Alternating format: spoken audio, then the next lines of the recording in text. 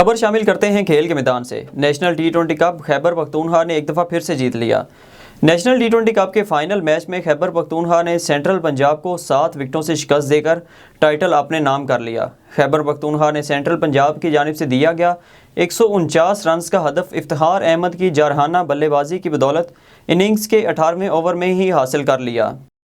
टी20 world cup के लिए शाहीन उड़ान भरने को तैयार। आईसीसी मेंस टी20 वर्ल्ड कप में शिरकत के लिए कौमी टीम कल यूएई रवाना होगी। कौमी टीम के स्क्वाड की मुत्तहिदा अरब इमारात रवानगी 15 अक्टूबर जुमे की सुबह शेड्यूल है।